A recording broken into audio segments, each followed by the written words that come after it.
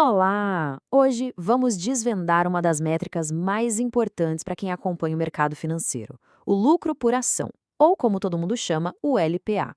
Sabe, à primeira vista, ele parece só mais um número perdido num relatório financeiro, né? Mas a verdade é que ele conta não uma, mas duas histórias bem diferentes sobre a saúde de uma empresa. Vamos entender isso juntos? Pensa comigo num desafio. Como é que a gente pode comparar, de um jeito justo, o desempenho de uma empresa gigante, já consolidada, com uma startup que está só começando? Se a gente olhar só para o lucro total, a comparação não faz o menor sentido.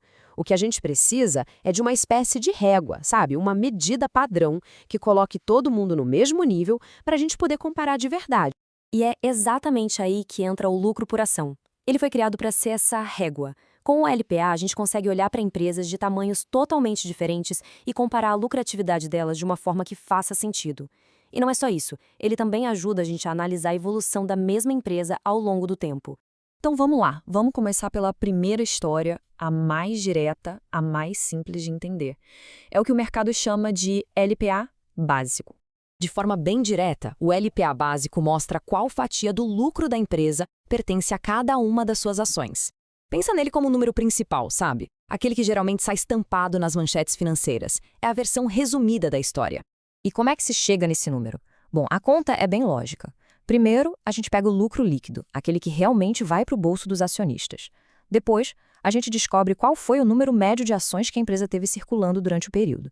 E por fim, é só dividir o lucro pelo número de ações. É uma conta direta para saber quanto de lucro cada pedacinho da empresa gerou.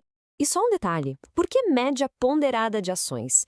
É porque o número de ações de uma empresa não é algo fixo, ele muda. A empresa pode emitir novas ações, pode recomprar outras. A média ponderada leva tudo isso em conta, e o resultado fica muito mais preciso do que se a gente pegasse só o número de ações do último dia, por exemplo. Faz muito mais sentido, né? Ok, a história simples está contada. Mas será que é só isso? E se a empresa tiver alguns instrumentos financeiros que no futuro podem se transformar em novas ações? Isso mudaria completamente o cenário, não mudaria? Mudaria e muito. E essa possibilidade nos leva direto para a nossa segunda história, a versão mais completa, mais cautelosa da lucratividade de uma empresa, o LPA diluído. A palavra-chave aqui é diluição. Para entender fácil, pensa numa pizza. Se você vai dividir com 3 amigos, cada um come uma fatia grande. Mas se chegam mais 4 pessoas, a fatia de todo mundo diminui. Diluição é isso. Se mais ações entram na jogada, o número total aumenta e a fatia do lucro para cada ação que já existia diminui. E o que cria essa possibilidade de diluição são as chamadas ações ordinárias potenciais. O nome parece complicado, mas a ideia é simples. São contratos, são instrumentos que dão a quem os possui o direito de receber ações da empresa lá no futuro. Para deixar isso mais concreto, que tipo de instrumentos são esses? A gente está falando de coisas como dívidas que podem ser trocadas por ações ou opções de compra de ações que as empresas dão para executivos como bônus, por exemplo. É qualquer coisa que possa virar uma nova ação no futuro. Então, a grande diferença aqui é a perspectiva. O LPA básico é a foto do agora, ele usa só as ações que já existem. Já o LPA diluído é um exercício de e se. Ele calcula o lucro como se todas aquelas ações potenciais já tivessem virado realidade. É a foto do momento contra uma projeção de cautela, um teste de estresse. Mas aqui tem um ponto fundamental. O LPA diluído só considera os efeitos daquelas ações potenciais que são diluidoras. E essa palavrinha diluidoras é a chave para a gente entender um conceito bem importante que vem agora. Isso nos leva a uma pergunta um pouco estranha.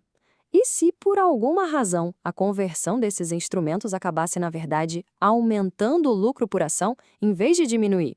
Será que isso pode acontecer? A resposta é sim, pode acontecer. E quando isso acontece, a gente chama de antidiluição. A regra contábil aqui é bem clara. Se a conversão de um instrumento fosse aumentar o lucro por ação, esse instrumento é simplesmente ignorado no cálculo do LPA diluído. E por que ignorar? Porque o propósito do LPA diluído é ser uma medida de cautela. Ele foi feito para mostrar o pior cenário possível para o acionista. Por isso, ele só leva em conta o que diminui o lucro por ação, nunca o que poderia melhorá-lo. É uma medida de prudência, acima de tudo. Certo, agora que a gente já conhece as duas histórias, fica a pergunta: por que a gente precisa das duas? Não seria mais fácil olhar só para o número mais conservador, diluído e pronto? A verdade é que eles não são concorrentes. Eles são parceiros, eles se completam. Para tomar uma boa decisão, é preciso conhecer a situação de agora, mas também os riscos que podem aparecer lá na frente. O LPA básico e o diluído, juntos, pintam o quadro completo da situação. E mais, a diferença entre o LPA básico e o diluído é um indicador super poderoso por si só. Se os dois números são bem próximos, ótimo, sinal de que o risco de diluição é baixo. Agora, se existe um buraco grande entre eles, isso é um sinal de alerta. Mostra que o lucro por ação pode cair bastante se todos aqueles instrumentos forem exercidos no futuro. Então, para a gente fechar as ideias, o LPA básico é a foto da lucratividade de hoje. O LPA diluído nos mostra o cenário mais conservador, o pior caso possível. Comparar os dois é fundamental para avaliar o risco futuro. E a lição mais importante é: nunca se contente em olhar só um número. E fica aqui uma reflexão final.